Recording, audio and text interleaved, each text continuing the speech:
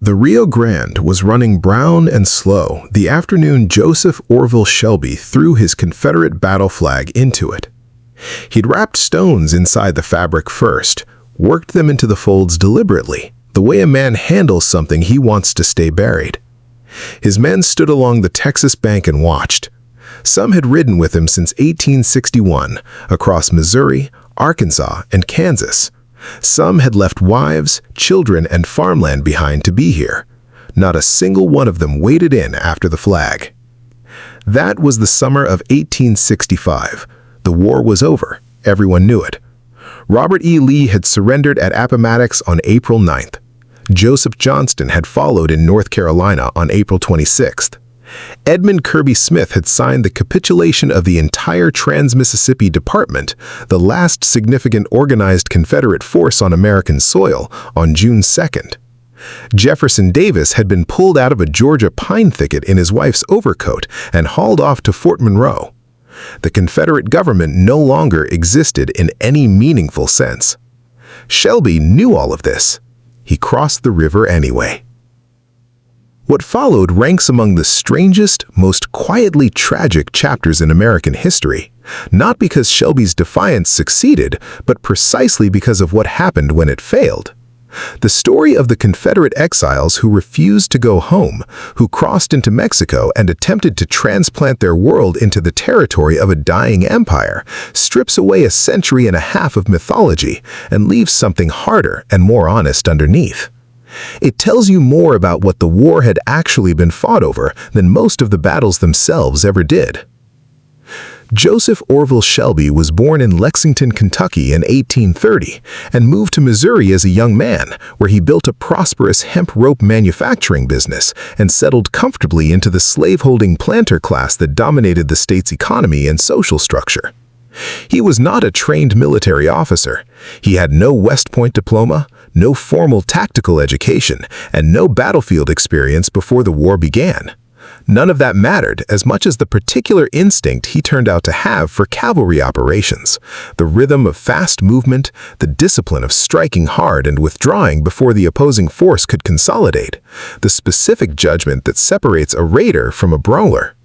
He organized a cavalry company at the start of the war and rose through 4 years of fighting to the rank of brigadier general, earning a reputation that Union commanders in the Trans-Mississippi found genuinely difficult to manage. His Iron Brigade operated primarily in Missouri, Arkansas, and Indian Territory, the theater historians have always treated as secondary, the war west of the Mississippi that gets a fraction of the attention devoted to Virginia and Georgia. The fighting there was different in character from what happened in the East. It was more irregular, more personal, and in Missouri especially, more savage.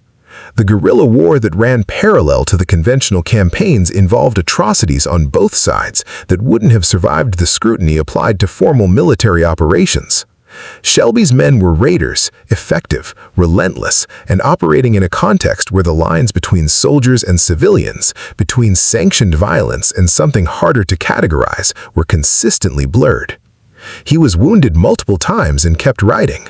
His men were loyal, with the specific intensity that develops between soldiers who have survived things together that they can't fully explain to anyone who wasn't there. Missouri was, in some respects, a war inside the war. Unionists and Confederates lived side by side, sometimes on the same roads and in the same counties, settling old scores under cover of military necessity. Men like William Quantrill and Bloody Bill Anderson operated at the furthest edge of this environment, carrying out massacres, Lawrence, Kansas in 1863, Centralia, Missouri in 1864, that blurred the distinction between warfare and murder beyond any reasonable recovery. Shelby was not Quantrill. He maintained more discipline, observed more of the conventions of military conduct, and his post-war reputation benefited considerably from that contrast. But the theater he operated in was defined by the same conditions that produced those massacres, and men who rode in the Trans-Mississippi guerrilla war knew that Union military courts, if given jurisdiction, would not spend a great deal of time parsing the moral hierarchy among Confederate fighters in Missouri. That legal exposure was real, and it colored the decisions that more than a few of his followers made when Shelby turned south. In the spring of 1865, the Trans-Mississippi Department occupied a peculiar position. Because it was geographically separated from the Eastern Confederacy by the Mississippi River, it had functioned with significant autonomy throughout the war. When Lee's army collapsed in April, the Trans-Mississippi still had men under arms, still had administrative structures functioning, still controlled territory. Kirby Smith and some of his officers briefly considered continuing the fight. There was an argument that the Confederacy could be maintained west of the river even after the East was gone. That argument disintegrated when it became apparent that the men in the ranks had no interest in prolonged resistance now that the war they understood had ended. Desertions accelerated through May. By the time Kirby Smith signed the surrender, the department was already dissolving from the inside. Shelby watched the disintegration and made a decision that separated him from virtually every other Confederate general of comparable rank. He would not surrender. He would not take a parole. He would not swear an oath of loyalty to the United States government. His reasons were layered in ways that are impossible to fully separate at this distance. He was ideologically committed to the Confederate cause in a way that many of his contemporaries, who had fought professionally rather than out of personal conviction, simply were not. He also had the specific circumstances of the Missouri guerrilla war weighing on his calculation. Some of what had happened in that theater would not be forgiven easily by Union tribunals, and some of the men who rode with him knew it. He gathered roughly 1,000 followers, soldiers, Confederate officers of various ranks, former politicians, newspaper editors, attorneys, planters, and civilians who feared what Union Reconstruction would mean for their specific situations, and turned south toward the Rio Grande. The group included people of real prominence. John B. Magruder, the Confederate general who had successfully defended Galveston, was in the column. Sterling Price, who had led the catastrophic Missouri Raid of 1864, was there. So was Commodore Matthew Fontaine Maury, one of the most distinguished scientific minds of the 19th century.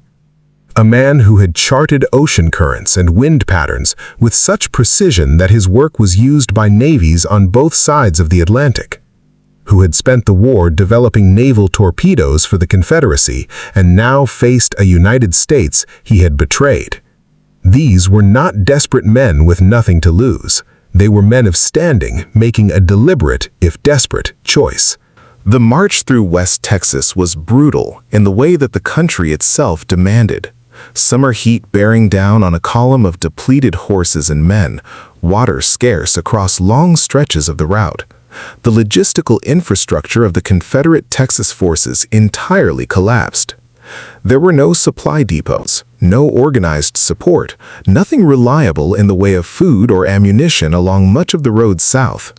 Some men peeled off as the march continued, deciding that the parole oath and the uncertainty of Reconstruction were preferable to whatever this was. Those who stayed were selecting themselves by their willingness to endure something they could have ended at any point. When they reached the Rio Grande, Shelby staged the ceremony that would become the permanent image of his refusal. He called it the burial of the dead. The Confederacy was not surrendering its flag, he was interring it with honor, which was a distinction he considered meaningful even if the river's current was indifferent to the philosophical difference between burial and defeat. The flag went in weighted with stones. Then they crossed, and Mexico received them into a crisis of its own. Napoleon III of France had invaded Mexico in 1862, using unpaid debts as the pretext and imperial ambition as the actual motivation. He had installed Archduke Maximilian of Habsburg as Emperor Maximilian I in 1864, presenting the Mexican crown to a man who accepted it partly because a delegation of conservative Mexican monarchists had assured him the Mexican people desperately wanted him, That assurance was at best a generous interpretation of the political situation. Benito Juárez and his Republican forces had never accepted the intervention or the imperial government, and they had been fighting a sustained resistance that controlled large portions of the country while Maximilian tried to govern from Mexico City. The emperor himself was a genuine liberal in many of his instincts. He extended protections to indigenous Mexicans that horrified the conservatives who had recruited him, attempted land reforms that alienated his own base, and tried to govern a country where roughly half of the population was actively fighting to remove him. He was a man of sincere intentions in a situation that had no good outcome available. Shelby marched his column into Mexico City and presented himself at court. The meeting was diplomatic but constrained. Maximilian was under significant pressure from Washington, which had never recognized his government and was pressing Napoleon III to withdraw French troops through a combination of diplomatic correspondence and the barely veiled suggestion of what 500,000 battle-hardened Union veterans could accomplish if redeployed towards the Rio Grande. The last thing Maximilian needed was visibly recruit a Confederate military force.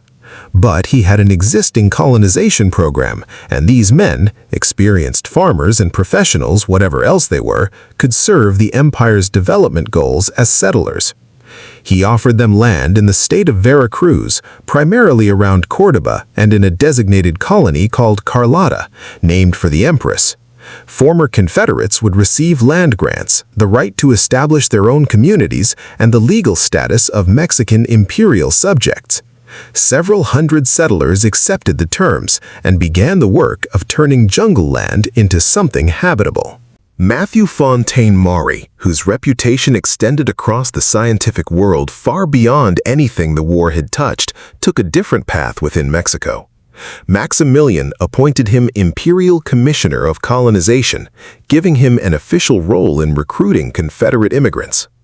Maury threw himself into it, writing pamphlets, organizing correspondence, attempting to build a systematic emigration pipeline that would bring thousands of Southern families into Mexico. He believed the colonization scheme could work, believed it with the same methodical energy he had brought to charting the ocean. He was wrong about this, as he had been wrong about the Confederate cause, but his commitment was genuine and his organizational effort was real. The reality of life in the Veracruz colonies arrived with speed and indifference to expectations. The land was productive in the way that tropical land tends to be, fertile, green, and dangerous. Malaria and yellow fever moved through the settlements within months of their establishment, and the colonists had neither immunity to these diseases nor effective treatments for them. Men who survived 4 years of war in Missouri and Arkansas died of fever in the Mexican jungle. The agriculture presented its own complications. They knew cotton, and some attempted to grow it here, but the specific conditions of the tropics required adjustments in technique that took time to learn, and time was something many of these settlers were running out of for reasons that had nothing to do with farming. The labor question confronted them directly and without mercy. They could not recreate an enslaved workforce in Mexico. The institution they had spent 4 years fighting to protect did not exist here in any legal form available to them. They either had to work the land themselves or hire Mexican laborers at wages, and most of them had arrived with resources too limited to sustain a wage bill for long. The men whose understanding of profitable agriculture was built entirely on the premise of unpaid labor now discovered that the expertise they had accumulated was not, in fact, expertise in farming. It was expertise in managing an economic system that no longer existed anywhere they could reach. That realization settled over the colonies slowly, the way certain truths do, arriving not as a single blow, but as a daily accumulation of evidence. Some settlers refused to give up easily. Streets were laid out, buildings went up, churches were established, small schools opened. The community correspondence from 1866 included notes of cautious optimism from men who were not yet ready to admit, to themselves or anyone else, that the Mexican experiment had been a catastrophic mistake. They had come too far, given up too much to be wrong. Then Maximilian's empire began to collapse, and the timeline for everything accelerated. The French troop withdrawal in early 1867, executed under sustained pressure from Washington and from Napoleon III's deteriorating political position in Europe, left Maximilian exposed in ways his own remaining forces could not compensate for. The Juarista army had never stopped fighting, and with French support removed, it pushed forward with renewed force. Maximilian was captured at Querétaro in May 1867. On June 19th of that year, he was executed by firing squad on the Cerro de las Campanas, the Hill of the Bells. He asked the members of the firing squad to aim for his heart, gave each of them a gold coin, and refused a blindfold. Whatever the historical judgment on what he had done in Mexico, the manner in which he met the end of it was composed and clear-eyed. The empire dissolved the same day he did. With Maximilian dead, the Confederate colonies lost their legal standing, their land grants, and their political protection simultaneously. Juarez's Republican government had no obligation to honor concessions made by a regime it had fought to destroy. Settlers were expelled from some areas outright. Others made the calculation themselves before anyone forced their hand. The communities around Córdoba and Carlota depopulated through 1867 and 1868, the cleared land slowly reverting, the structures standing empty until the jungle reasserted itself over everything that had been built there. The human cost of those 2 years was significant and mostly unrecorded. The men and women who had made it out of the colonies carried losses that don't appear in the official histories. Graves dug in Mexican soil for people who had not intended to die there. Money spent down to nothing on land that was taken back, years consumed by a project that produced nothing lasting. Some settlers made their way to Veracruz and boarded ships to wherever they could reach. Some filtered into Mexican society and never returned north. A small number found their way to South America, joining the Confederate immigrant communities in Brazil or Argentina rather than face the journey home. Most, eventually, came back to the United States. The Confederate emigrants who chose Brazil instead of Mexico had a different and ultimately more revealing experience. Between 2,000 and 10,000 Southerners, historians disagree on the count, relocated to the Brazilian state of São Paulo during this period, settling in areas around what are now the cities of Americana and Santa Barbara do Oeste. Dom Pedro II's government was actively recruiting foreign agricultural settlers, and Brazil still practiced slavery until 1888, which was not incidental to the decision these particular emigrants made. They brought cotton cultivation methods, introduced specific crops to the region, and built communities with American names and Southern customs. Their descendants, called the Confederados, still hold annual festivals in Confederate dress in São Paulo state, a tradition that illuminates something important about how identities constructed around defeat outlast the defeats themselves generations. The Brazilian emigration makes explicit what the Mexican one allowed to remain ambiguous. The primary thing these settlers were attempting to preserve was not pride or political identity in the abstract. It was a specific social order built on enslaved labor. The men who chose Brazil chose it because Brazil still offered the one thing Mexico could not. When Brazilian abolition came in 1888, most Confederado descendants stayed anyway, having put down roots deep enough to survive the removal of the original reason for being there. But the founding impulse was preservation, not exile, and that distinction matters. Shelby himself did not remain in Mexico through the collapse of the empire. He had moved restlessly through Mexico City after the initial colonization period, attempted various commercial ventures, sold mules to Maximilian's army for a stretch, and existed in the particular limbo of a man too committed to his defiance to go home and not committed enough to the colonial project to put down permanent roots. He was defined by movement, and exile rewarded that quality poorly.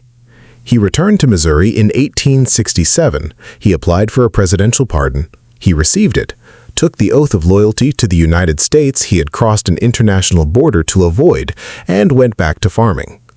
The Missouri he returned to was not the Missouri he had left.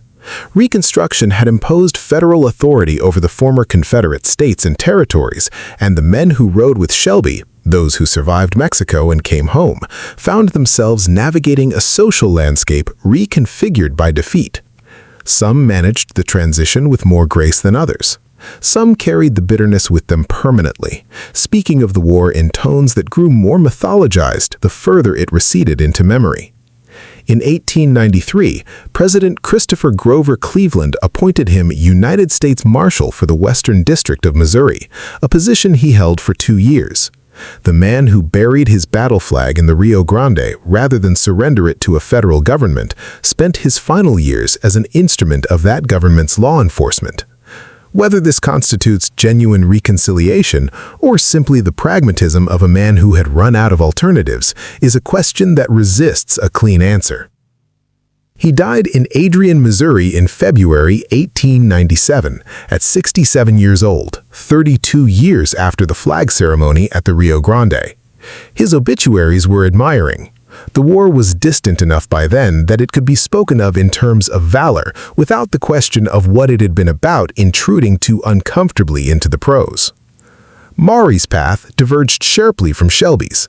He never returned to live in the United States, at least not permanently, and the colonization work in Mexico eventually brought him to London, then to Virginia Military Institute, where he spent his final years teaching.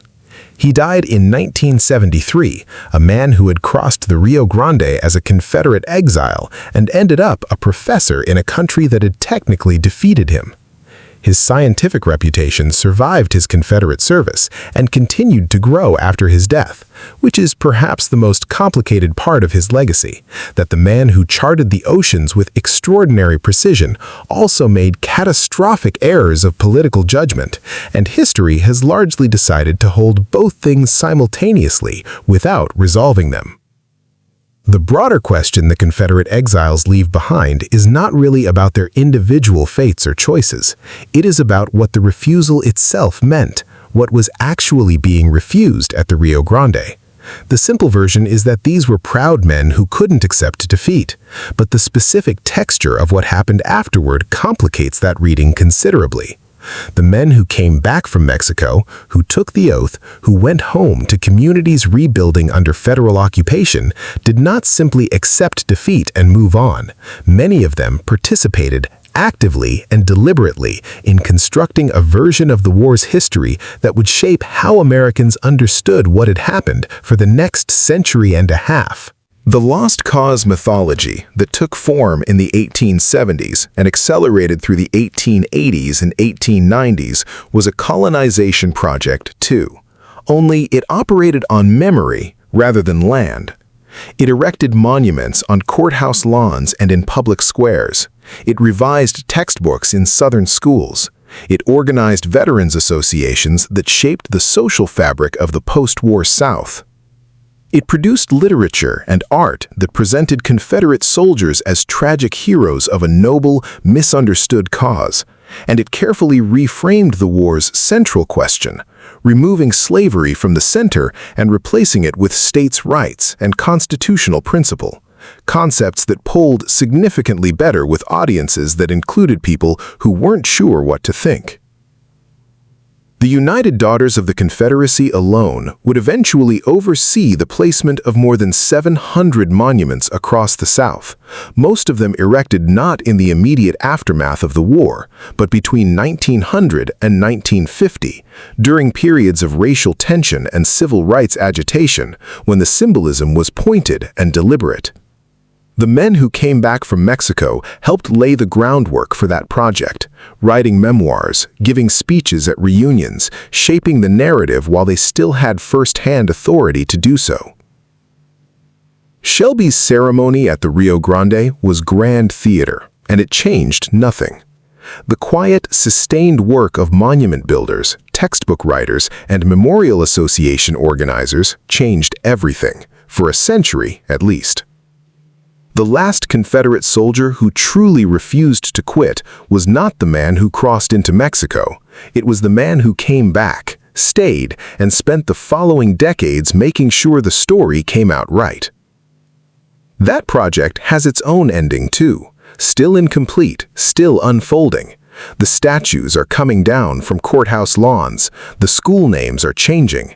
The argument about what the Confederacy was and what the men who fought for it deserved to be called continues in the same country where the surrender was signed and where a battle flag was sunk in a muddy river on a summer afternoon in 1865. Shelby came home. Nearly all of them came home. The world they crossed the river to escape was the world they returned to live in, and they found ways to survive inside it, which is perhaps the most human part of the whole story, that survival eventually reshapes even the most committed defiance into something more livable and more ordinary, that the pragmatic necessity of continuing to exist exerts more sustained pressure on a man than ideology, that the river you refuse to cross going one direction is rarely a river you refuse to cross going the other way when the time comes. The flag is still at the bottom of the Rio Grande, or it has long since dissolved into the silt and become indistinguishable from everything else the river has carried down through a century and a half of running south toward the Gulf. Everything else came back up. The men came back. The arguments came back. The question the war was supposed to settle came back in different forms, across different decades, dressed in different language, attached to different monuments and different legal battles and different national conversations. Some questions don't stay buried just because you throw them in the river. Joseph Shelby probably understood that by the time he died, sitting in Missouri in 1897 with a federal marshal's commission on his wall and 32 years of American life behind him. He had tried to leave. The country had kept pulling him back. That current runs deeper than the Rio Grande ever did.